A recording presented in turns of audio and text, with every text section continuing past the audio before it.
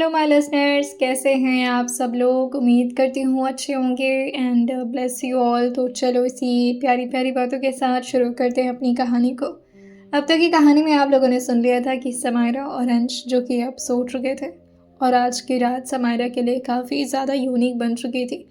रात भर उसे आज फिर से नींद नहीं आती और सुबह का वक्त होता है। वहीं इस वक्त मुंबई में क्रिश जो कि काफ़ी जल्दी अपने ऑफिस पहुंचा था। आजकल उसे काफ़ी जल्दी ही ऑफिस आना पड़ रहा था क्योंकि इस वक्त अंश तो थे नहीं और सारा काम उसे खुद मैनेज करना पड़ता था।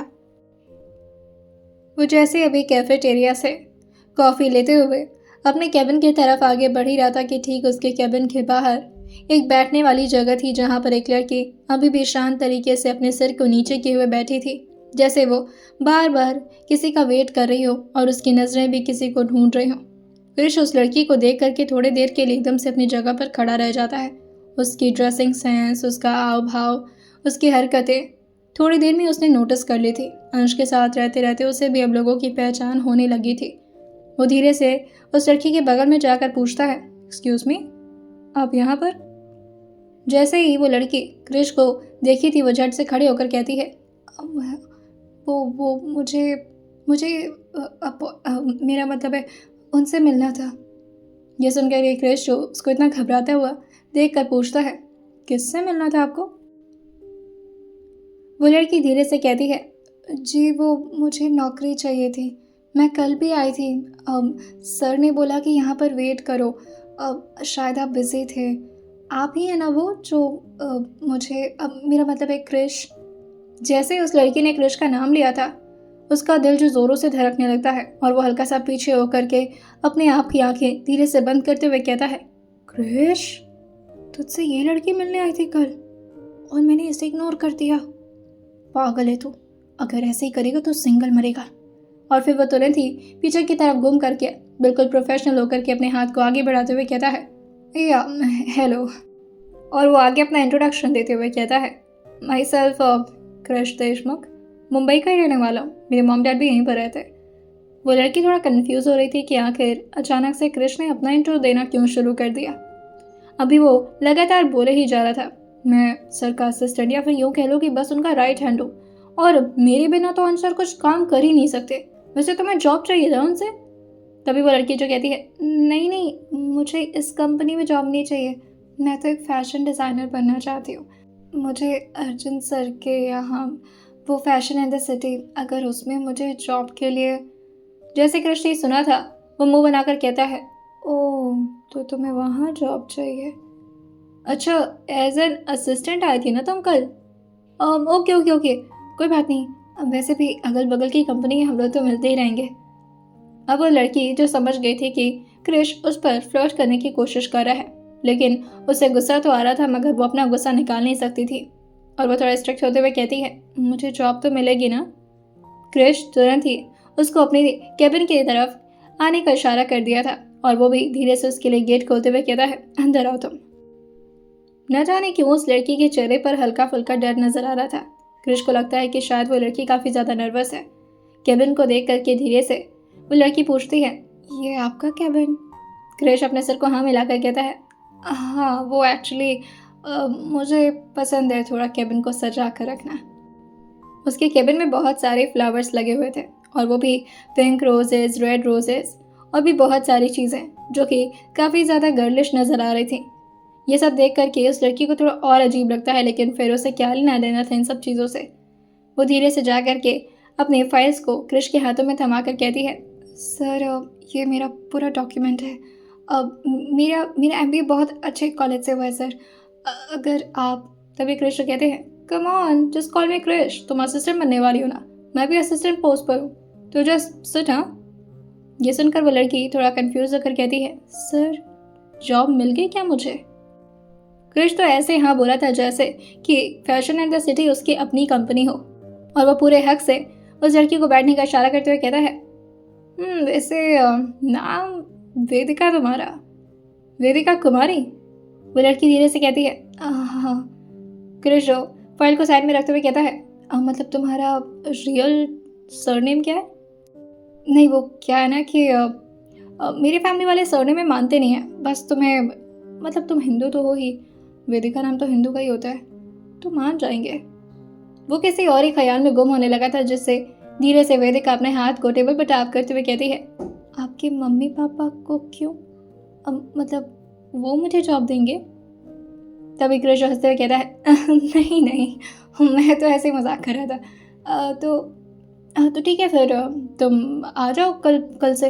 वैसे भी अभी सर मौजूद नहीं यहाँ पर, तुम आज एक फॉर्मेलिटी कंप्लीट कर दो, उसके बाद से कल से जाओ। वो लड़की जो कहती है, नहीं सर, मुझे प्रॉपरली इंटरव्यू क्लियर करना है, और मैं कोई ऐसा फेवर नहीं चाहती हूँ आपसे, प्लीज़। कृष्ण कहता है, अरे यार, मैं तो बस तुम्हारी हेल्प कर रहा था। वैसे काफ़ी अच्छी बात है अगर तुम्हें इतना कॉन्फिडेंस है कि तुम खुद ही अपना इंटरव्यू क्लियर कर सकती हो, तो फिर ठीक है, मैं आज ही कंडक्ट कराता हूँ एचआर से बोलकर, ठीक है? तुम आराम से जाकर के बैठ सकती हो मेरे केबिन में एक काउच पर आराम से। लेकिन तभी वेदिका जो खड़े होकर कहती है, नो थैंक यू सर, आप काम कर रहे होंगे, आपको डिस्टर्ब होगा। वो धीरे से खड़ी होती है और जैसे ही अभी वो दरवाजे तक पहुंचती, क्रिश जो हल्का सा उस पर फोकस करते हुए कहता है, वैसे इसे कहीं अच्छा सुनो। वेदिका तुरंत ही घूम कर पूछती है, हाँ सर। उसके चेहरे पर न जाने क्यों दोबारा से थोड़ा ज़्यादा डर नजर आ रहा था क्रिश को, लेकिन फिर वो इन सारी चीज़ों को इग्नोर करते हुए कहता है, तुम्हें कहीं देखा है क्या मैंने? तुम्हारा चेहरा बहुत फेमिलियर सा लग रहा था। जैसे ही वेदिका ये सुनती है, वो तुरंत अपने चेहरे को इधर उधर करते हुए कहती है, नहीं नहीं नहीं, मैं तो यहीं पर रहती हूँ ना, मुंबई में, तो शायद इसी वजह से आपको लगा होगा। ऐसा कुछ नहीं है, हम कभी नहीं मिले। क्रिश धीरे से अपने सर को हाँ मिलाकर कहता है, हाँ नहीं मिले होंगे, ठीक है तुम जाओ। अब जैसे ही वेदिका इस वक्त कैबिन के बाहर निकली थी, वेदिका तो काफ़ी ज़्यादा खुश थी कि उसे अब अपॉर्चुनिटी तो मिल गई है, लेकिन अंदर अंदर क्रिश जो कि काफ़ी ज़्यादा परेशान होने लगा था, और वो जल्दी से खड़े होकर के इधर उधर घूमते हुए कहता है, ये क्या कर दिया मैंने? अरे यार, फैशन सिटी पर तो ऐसे उसको आने के लिए कह दिया जैसे वो मेरे बाप की हो। अर्जुन सर तो वैसे इस वक्त बहुत ही ज़्यादा परेशान होंगे, क्योंकि उस एंड्रिया के चक्कर में कितना सारा ड्रामा करना पड़ा। अब क्या करूँगा, कैसे बात करूँगा, कैसे मनाऊँगा सर को? एक मिनट, अगर अनु जी से बोलूँगा तो वो मान, हाँ अगर अनु जी मान गए तो अर्जुन जी तो वैसे ही मान जाएंगे। वैसे भी बीवियों के तो गुलाम ही होते हैं हस्बैंड। वैसे क्रिश का सोचना कुछ ज़्यादा गलत नहीं था। इस वक्त अंश जो कि सामने समायरा के बैठे हुए इस स्टूल पर उसे बस चुपचाप मनाए जा रहे थे, और बहुत ही प्यार से उससे कहते हैं, और कितना देर रहना है तुम्हें? ये 11 बज चुके हैं, फोटोशूट का टाइम हो रहा है, उठ भी जाओ। लेकिन समायरा बस अंदर से ही ब्लैंकेट के अपने चेहरे को ना में हिला दे रही थी। अंश जो कि परेशान होते हुए कहते हैं, अब इतना भी क्या शर्माना है तुम्हें? और जो भी हुआ था कल रात में हुआ था ना, रात गई बात गई, भूल जाओ उसे। लेकिन समायरा जो अंदर से ही धीरे धीरे अपनी आंखों को बाहर की तरफ निकालते हुए कहती है, आप बहुत गंदे हैं। और ये बोल करके वो दोबारा से ब्लैंकेट के अंदर छुप गई थी। अंश उसकी हरकतों को देखकर कहते हैं, मैं गंदा हूँ? और वो धीरे धीरे ब्लैंकेट के ऊपर ही आकर के उसके कान के पास बहुत ही प्यार से कहते हैं, अभी तो सिर्फ तुमने मेरा 10% देखा है, अगर इतना डरोगी तो फिर मेरे 90% को कैसे झेलोगी समायरा? समायरा जो धीरे से ब्लैंकेट के अंदर ही छुपे हुए कहती है, आप एक नंबर के लुटेरे हैं। अंश इसका लॉजिक समझ नहीं पाए थे और वो पूछना चाह रहे थे, क्या मतलब है? तभी समायरा खुद ही अपने मन से ही जवाब देकर कहती है, आपने कल जो भी किया, आपको पता है ऐसे इज्जत गुंडे लूटते हैं। अंश जो उसकी बातों से अब तंग आने लगे थे और धीरे धीरे उसके ब्लैंकेट को खींचते हुए कहते हैं, एक बार मेरी तरफ देखो तो सही, मैं तुम्हें सिखा रहा हूँ कि बीवी बनते कैसे हैं। ये सुनते ही समायरा को गुस्सा आ गया था और वो तुरंत ही अपने चेहरे को निकाल करके बाहर की तरफ देखकर कहती है, आपके कहने का मतलब क्या है? हर बीवियाँ ये सब करती हैं? आप झूठ मत बोलिए, मेरी भी मम्मी बीवी थी अब मेरे पापा की, वो तो बहुत शरीफ थे। जैसे ही अंश ये सुने थे, उनके चेहरे पर अपने आप ही हंसी आ गई थी और वो अपने बालों पर हाथ फेरते हुए हल्का सा पीछे की तरफ लीन होकर कहते हैं, अगर शरीफ होते तो तुम नहीं पैदा हुई होती। समायरा ये सुनकर अपनी आंखों को छोटा करते हुए कहती है, क्या मतलब है? हाँ उन्होंने किस किया होगा, लेकिन किस करने से किसी की शराफत। तभी अंशु उसके चेहरे को बाहर देखकर उसके दोनों गालों पर हाथ रखते हुए बड़े प्यार से उसको समझाकर कहते हैं, समायरा बीवी जी, तुम्हें नहीं पता कि हस्बैंड वाइफ के बीच क्या क्या होता है। बस मैं तुम्हें वो सिखाने की कोशिश कर रहा हूँ, समझ रही हो तुम? समायरा धीरे से अपने चेहरे को नामे हिलाकर कहती है, नहीं, मैं नहीं समझ रही आपका मतलब। तभी अंश उसके ब्लैंकेट को धीरे धीरे उसके हाथों से छीनते हुए नीचे की तरफ खींचना शुरू कर दिए थे और उसके फोरहेड पर आकर धीरे से किस करते हुए बेड पर बैठते हुए कहते हैं, पहली रूल, हस्बैंड वाइफ के बीच कोई नहीं आ सकता। और ये बोल करके वो अपनी आंखों को बहुत ही ध्यान से समायरा की आंखों में डालकर देख रहे थे, जिससे वो ऐसा लग रहा था हिप्नोटाइज हो रही है और उसे अंदाज़ा भी नहीं होता कि उसके शरीर से ब्लैंकेट अब हट चुका है। अंश बहुत प्यार से उसके कंधे पर अपने फिंगर टिप्स को सहलाते हुए कहते हैं, और तुम्हारे मेरे बीच तो not even a single piece of cloth is allowed. Samaira जैसे ही अभी अंश की बात सुन करके नीचे की तरफ बहुत ही आराम से देखी थी, वो दोबारा से अंश की तरफ देखती है, लेकिन फिर वो अपने आप को जल्दी से अपने हाथों से ढकते हुए कहती है, आप फिर देख लिए? आप क्या जादू टूना कर रहे मेरे ऊपर? मैं ऐसे अपनी मासी के सामने नहीं गई कभी। और वह जल्दी से अपने आप को कवर करते हुए दूसरी तरफ घूमने लगी थी। वो चाह तो रही थी कि वो ब्लैंकेट ले ले, लेकिन अगर वो अपना एक हाथ भी हटाती तो अंश को दोबारा से अच्छा नज़ारा देखने को मिल जाता। अंश उसके हाथों को पकड़कर जोर से उसके सीने से अलग करते हैं और जोर से उसे ऐसे ही हक करते हुए कहते हैं, मैंने कहा ना, कुछ भी अलाउड नहीं हमारे बीच। और जहाँ तक बात रही तुम्हारे पैदा होने की, जिस दिन तुम्हें पता चला ना कि तुम्हारे माँ बाप ने क्या करके तुम्हें पैदा किया है, उस दिन तुम समझोगे कि तुम्हारे माँ बाप कितने शरीफ थे।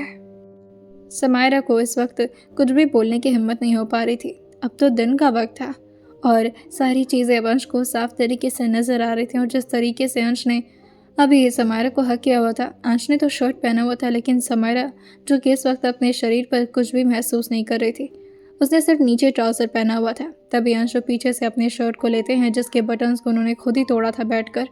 धीरे धीरे उसके बाजू को डाल करके समायरा को पहनाते हैं और उसके छोर को पकड़ करके अच्छी तरह से उसके चेस्ट को कवर करते हुए उससे हल्का दूर होकर कहते हैं, अब तुम खुद जा रही हो बाथरूम में या फिर मैं अपने हाथों से उठाकर तुम्हें ले चलूं?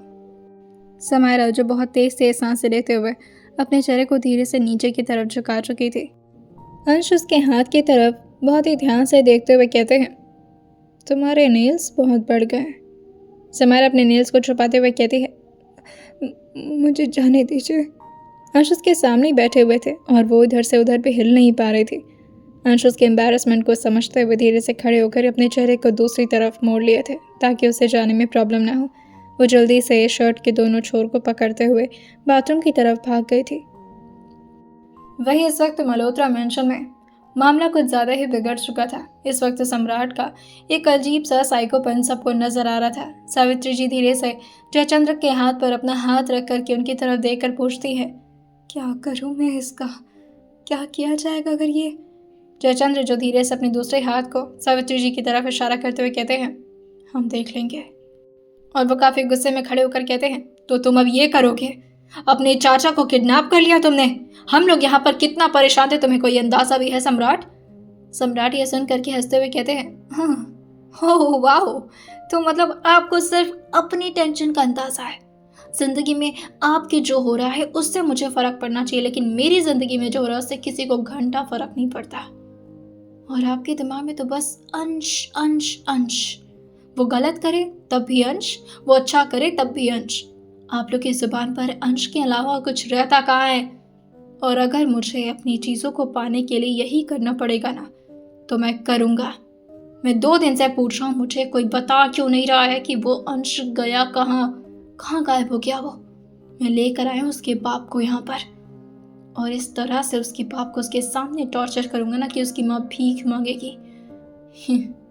चाची जी खुद भीख मांग के बोलेंगे कि अंश छोड़ दो उस लड़की को, जाने दो उस लड़की को सम्राट के पास। और यही अब प्लान है मेरा। बचपन से अपनी ख्वाहिशों को पूरी करने के लिए काफ़ी झूठ बोले मैंने, लेकिन इस बार नहीं। इस बार मैं जो रहूँगा सामने रहूँगा। अब मुझे बताओ ये अंश गया कहाँ? और मेरी नायरा, कहीं वो मेरी नायरा को लेकर भाग तो नहीं गया? जयचंद्र जो परेशान होते हुए कहते हैं, वो हनीमून मनाने के लिए गए हैं। जैसे ही सम्राट ने यह सुना था, वो काफ़ी ज़ोर से अपने दोनों हाथों को टेबल पर मारते हुए कहता है, व्हाट? अब मेरी नायरा के साथ वो हनीमून मना रहे हैं और आप लोग उसे जाने दिए? आप लोग मेरे खून हो ना? ये मुझसे प्यार क्यों नहीं है आप लोगों को? मतलब मेरी होने वाली बीवी के साथ वो हनीमून मना रहे हैं और मैं यहाँ पर, मैं उसे जान से मार दूंगा, मैं उसे जान से मार दूंगा। उसका फ़ोन भी ट्रैक नहीं कर पा रहा, उसके फ़ोन की सिक्योरिटी सिस्टम बहुत स्ट्रांग है। क्या करूँ मैं? कहाँ गया है? और ये बोल करके वो जयचंद्र के सामने आकर के उनकी आंखों में घूरे जा रहे थे। तभी जयचंद्र जो उनको रिलैक्स करते हुए कहते हैं, शांत हो जाओ सम्राट, प्लीज शांत हो जाओ, तुम्हारी तबीयत ठीक। तभी सम्राट हंसते हुए कहता है, अरे यार कोई तबीयत खराब नहीं है मेरी, नाटक करता था मैं अब तक। क्या करूं? आप लोग का प्यार पाने के लिए, अटेंशन पाने के लिए मुझे झूठ बोलना पड़ता था। साला तबीयत तो उसकी खराब है, थेरेपी लेनी चाहिए उसे, वो पागल है। जब वो गुस्सा होता है ना तो वो पागल हो जाता है, मुझसे भी ज्यादा। अभी उसको आप लोग असल में जानते नहीं हो, मैं जानता हूँ उसे। कितने खून किए उसने अपने हाथों से और कितने दरिंदगी के तरीके से मारा है ना सबको। मैं जानता हूँ उसे। मैं बीमार नहीं हूँ, वो इंसान बीमार है। और वो साइको इंसान मेरी नायरा को कुछ करे उससे पहले मुझे उसे लेना होगा, नायरा को अपने पास रखना होगा, वरना वो उसका इस्तेमाल करके उसे छोड़ देगा। नहीं, मेरी बीवी को कोई हाथ भी नहीं लगा सकता। उसके ऐसे पागलपन को देखकर सावित्री जो और ज्यादा चुप नहीं रह पाती और वो खड़े होकर कहती हैं, सम्राट बस करो, तुम भाई है वो तुम्हारा, और वो तुम्हारी भाभी लगेगी। जैसे ही सम्राट ने ये सुना था वो काफी गुस्से में सावित्री जी की तरफ घूरते हुए आगे बढ़कर कहते हैं, भाभी लगेगी? उसकी शादी मुझसे होने वाली थी ना? और ये बोलकर वो जयचंद्र की तरफ देखकर कहते हैं, क्यों नहीं होने दी उसकी शादी मुझसे? हाँ, क्या आप लोग के सबके दिमाग में कोई ना कोई तो प्लानिंग चल रहा है, क्योंकि अंश के साथ उस लड़की की शादी पॉसिबल ही नहीं थी। अंश बहुत नफरत करता था उस लड़की से, लेकिन फिर भी देखो आज वो उस लड़की के साथ है और मैं उसे इतना चाहता था और मैं उसके साथ नहीं हूँ। सम्राट जैसे ही पीछे की तरफ ये बोल करके मुड़े थे वो देखते हैं कि इस वक्त सामने गेट पर शालिनी जी और साथ ही हैरिश खड़ा है। शालिनी जी धीरे धीरे अपने कदम को आगे बढ़ाते हुए पूछते हैं, क्या करने वाले हैं बाप लोग? अब तक जो भी किया उससे मन नहीं भरा क्या? शेखर जो काफी जल्दी में आकर के शालिनी के हाथ को इतने जोर से पकड़े थे कि उनके हाथ की चूड़ियां टूट करके उनके कलाइयों में चुभने लगी थी। शालिनी जी अपना हाथ झटकते हुए कहती हैं, मैं आपसे बात नहीं कर रही, मैं पापा जी से बात कर रही हूँ, हाथ छोड़िए आप मेरा। शेखर को इस तरह की बदतमीजी शालिनी की बिल्कुल भी बर्दाश्त नहीं होती थी और वह काफी जोर से अपने हाथ को भी उठाए थे मारने के लिए, लेकिन तब तक हैरिश जो कि जाकर उनके सीने पर इतने जोर से छलांग लगाया था कि शेखर धड़ाम से पीछे की तरफ गिरते हैं और वो उनके सीने पर अपने पंजे को रखे हुए उनके मुंह के सामने भौंकना शुरू कर दिया था, और इतने गुस्से में कि बस एक बार शालिनी जी का इशारा मिले और वो इस आदमी के चेहरे को काट करके फेंक दे। शालिनी जी जो हैरिश से कहती हैं, हट जाओ हैरिश, क्या कर रही हो, लग जाएगी उनको। और फिर वो धीरे से हैरिश के बालों को सहला करके अपने पास बुलाती हैं, जिससे शेखर जी के जान में जान आई थी। और वो धीरे धीरे आगे बढ़कर सम्राट से पूछती हैं, क्या करना चाहती हो तुम अंश के साथ? हाँ, क्यों अलग करना चाहती हो समाहिर और अंश को? मैं हाथ जोड़कर विनती करती हूँ, अब मेरी जिंदगी में और तकलीफ मत खोलिए आप लोग। मेरी बच्ची को तो मुझसे छीन लिया ना। शुरुआत से आप लोगों ने जो भी कहा मैंने हर बात सिर झुका कर मानी है। ये सब वो अपने हाथ को जोड़कर बोल रही थी और वहीं वो अपने आंसुओं को गिरता हुआ महसूस करते हुए आगे कहती हैं, और अब कितना और सहना पड़ेगा मुझे। वहीं वो आगे धीरे धीरे जयचंद्र के सामने आकर खड़े होते हुए कहती हैं, मैं सिर्फ इतना चाहती हूँ, मेरे बेटे को खुश रहने दीजिए। आप नहीं जानते हो उसे, मैं जानती हूँ, वो मेरा बेटा है। अगर उसे पता चला कि प्रीति के साथ क्या किया आप लोगों ने, तो आप लोग नहीं बचेंगे। जैसे ही जयचंद्र ने सुना था वो काफी गुस्से में आकर कहते हैं, हम नहीं बचेंगे। और उसकी बहन ने जो किया था, उसके करतूत की हरकत अगर दुनिया वालों को पता चल जाती ना तो नाम मिट्टी में मिल जाता हमारा। जैसन का शालिनी जी जो कहती हैं, बस करिए अब आप लोग। नाम शोहरत इज्जत के पीछे इतना पागल हो गए कि मेरी बेटी। लेकिन ये बोलते बोलते एकदम से रुकते हुए कहती हैं, बस अब और ज़्यादा नहीं। मैं अपने आप के ऊपर सारे जुल्म सारे दर्द बर्दाश्त कर सकती हूँ। अपने एक बच्चे को खो दिया है मैंने, दूसरे बच्चे की खुशियाँ नहीं खो सकती। मैं बता रही हूँ, अगर आप लोगों ने मेरे अंश और उसके प्यार के साथ ज़रा भी छेड़खानी करने की कोशिश किया, उन दोनों को अलग करने की कोशिश की है, तो मैं अंश को सब कुछ जाकर बता दूंगी कि प्रीति के साथ आप लोगों ने क्या। ये बोलते बोलते तुरंत ही वो रोक कर कहती है, हाँ, हाँ, मैं चाहती तो मैं उसी वक्त बता सकती थी जब वो लौटा था। वो आज तक मुझसे यही पूछता आया है कि प्रीति के साथ क्या हुआ था, लेकिन उसे कहाँ पता है कि उसकी माँ ने क्या क्या होते हुए देखा है। और अगर ये बात मैंने अंश को बता दी ना, वो उस घर में सबको मार देगा। मुझे पता है वो अपनी बहन से कितना प्यार करता था। तभी सम्राट जो आकर के शालिनी जी के बगल में खड़े होते हुए कहते हैं, हाँ, इधर देखिए चाचा, आपको लगता है कि आपका बेटा आपसे प्यार करता है तो आपको इतने दरिंदे लोगों के साथ छोड़ता। और दरिंदे बोलते हुए सम्राट की नज़र इस वक्त सिर्फ जयचंद्र पर गई थी और फिर धीरे से वो शेखर की तरफ देखकर कहता है, आपने ऐसे ऐसे लोगों का साथ दिया है ना कि अगर अंश को सब कुछ पता चला तो उसमें गलतियां तो आपकी भी निकल कर बाहर आएंगी और अंश को आपसे भी बहुत नफरत हो जाएगी। तो इस बात को जब तक आप अपने मन में दबा कर रखें ना, तब तक ही आप उसकी प्यारी माँ बन कर के रहिए, वरना जिस दिन उसे सच पता चला वो तो आपको भी छोड़ देगा। ये सुनकर शालिनी जी मुस्कुरा कर कहती हैं, मैं तो चाहती हूँ वो मुझे छोड़ दे।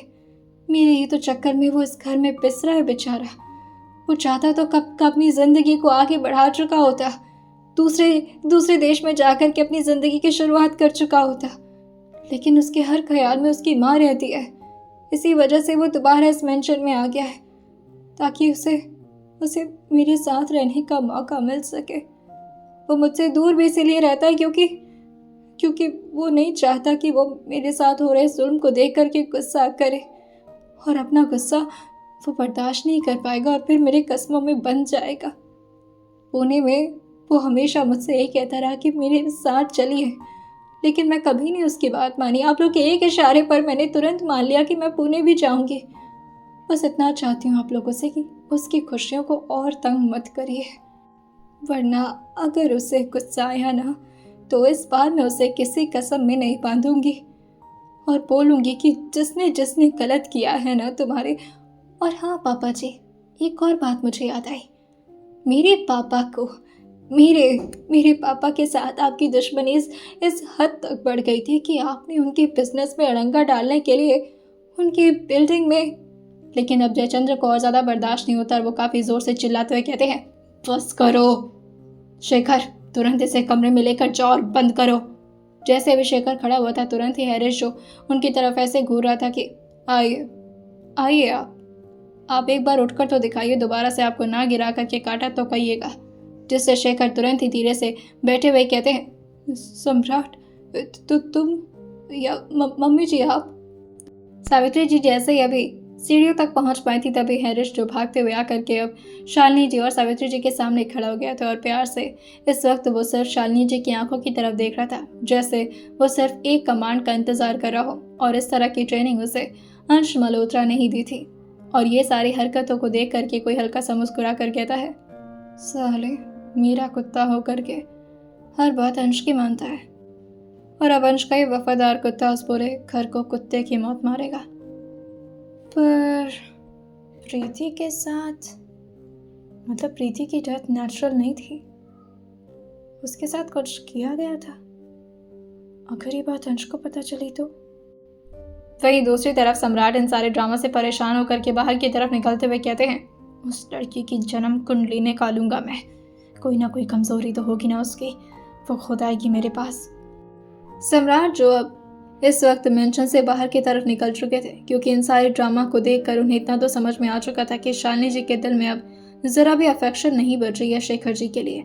वो तो सिर्फ अपने बेटे से प्यार करती हैं, इसी वजह से वो अपनी सारी सच्चाई को छुपाती हैं, क्योंकि अगर उनके बेटे को ये सारी बात पता चली तो उनके बेटे का हाथ इन लोगों के खून से गंदा हो जाएगा। सम्राट जो अपने फोरहेड को रब करते हुए अपनी गाड़ी को ऑन करते हैं और आकर के बैठते हुए कहते हैं, अब तुम्हारे बारे में हर एक छोटी से छोटी चीज़ों को जानकर तुम्हारी कमज़ोरी को ले आऊँगा, और तो उसी कमज़ोरी के साथ तुम मेरी हो जाओगी। किसी भी हालत में मैं तुम्हें छोड़ नहीं सकता, और उस अंश के हाथों तो कभी नहीं। अर्जुन ने टैबलेट में इस वक्त जो भी कुछ देखा था, जो भी चीज़ें मल्होत्रा मेंशन में हुई थी और जितनी भी बातें उन्होंने सुनी थी, वो इन सारी चीज़ों से बहुत ज़्यादा परेशान होकर के अपने कान से एयरपोर्ट्स निकाल करके उसे साइड टेबल पर रख दिए थे और वहीं अपने पैरों को सामने के टेबल पर रख करके आराम से काउच पर लीन होने लगे थे। लेकिन तभी पीछे से उन्हें कुछ बहुत ही सॉफ्ट सॉफ्ट अपने कंधे पर महसूस होता है। इस वक्त वो शर्टलेस ही बैठे हुए थे। अर्जुन को भी अंश की तरह शर्टलेस रहने में बहुत मज़ा आता था। अब बॉडी बनाई ही इतनी अच्छी थी उन्होंने। तभी पीछे से अनु जो आकर के उनके कंधे पर धीरे धीरे मसाज देते हुए कहती है, क्या बात है, परेशान लग रहे हैं। अनु की एक प्यारी सॉफ्ट आवाज़ को सुनकर अर्जुन धीरे से उसकी तरफ घूम कर कहते हैं, क्या बात है, आपका मन नहीं भरा भी? लगता है रात में ज़्यादा रफ नहीं हो पाया मैं। यह सुनते ही अनु जो परेशान होकर कहती है, आपके दिमाग में बस यही सब चलता रहता है क्या? अर्जुन जो धीरे से खड़े होकर के अनु को प्यार से हक करते हुए कहते हैं, तुम्हें देखकर बहुत सारे ख्याल आते हैं, लेकिन इस तरह का ख्याल आना तो नेचुरल है ना। अब वाइफ इतनी हॉट है तो मेरी क्या गलती? अनु उनसे दूर होते हुए कहती है, मुझे आज फ़ोटोशूट पर जाना है, आपके साथ हम अच्छे अच्छे पोज देंगे, ठीक है? उसकी प्यारी बातों को सुनकर अर्जुन जो उसे बहुत ही प्यार से हक तो कर रहे थे और अपने चेहरे पर स्माइल भी रखे हुए थे, लेकिन फिर जैसे ही उनका चेहरा अनु के सामने से हटता है और वो उसे अभी गले ही लगाए हुए थे, लेकिन उनके दिमाग में ये सारे स्ट्रेस जो कि कहीं ना कहीं अब अंश की जगह उनके दिमाग में चलना शुरू कर दिए थे।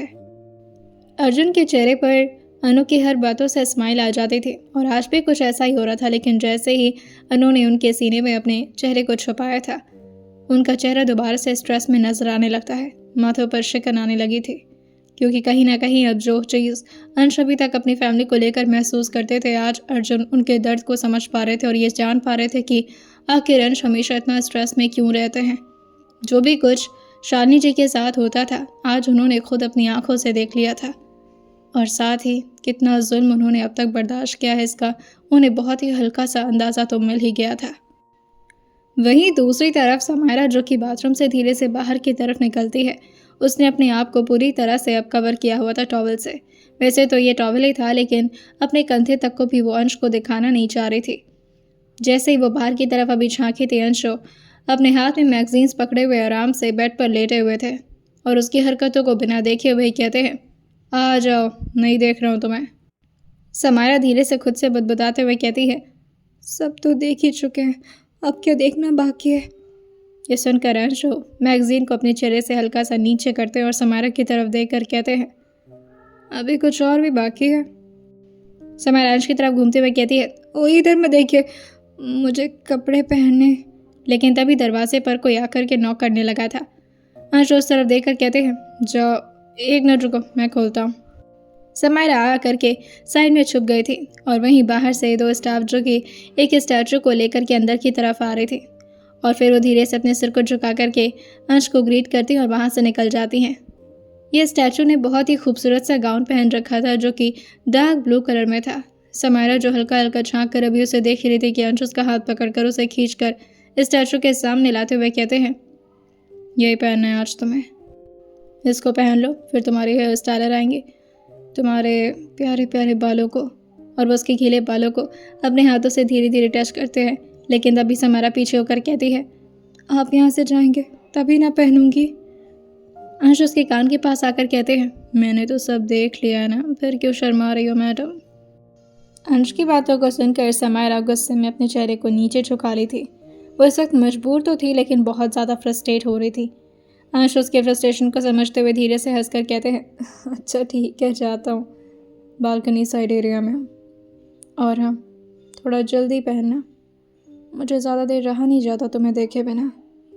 और ये बोल करके वो जा कर के अब बालकनी साइड एरिया में पूल के बगल में आकर के आराम से बैठ जाते हैं और समायरा के बारे में सोचते हुए बिल्कुल स्ट्रेस फ्री होकर के अपने चेहरे पर प्यारे से स्माइल ला दिए थे। समायरा जो अंदर तैयार हो रही थी और अब फोटोशूट की तैयारी बाहर काफ़ी ज़ोरों शोरों से चल रही थी। अनु इन सब चीज़ों के लिए बहुत ही ज़्यादा एक्साइटेड थी, लेकिन इस वक्त अर्जुन जो कि काफ़ी ज़्यादा परेशान थे।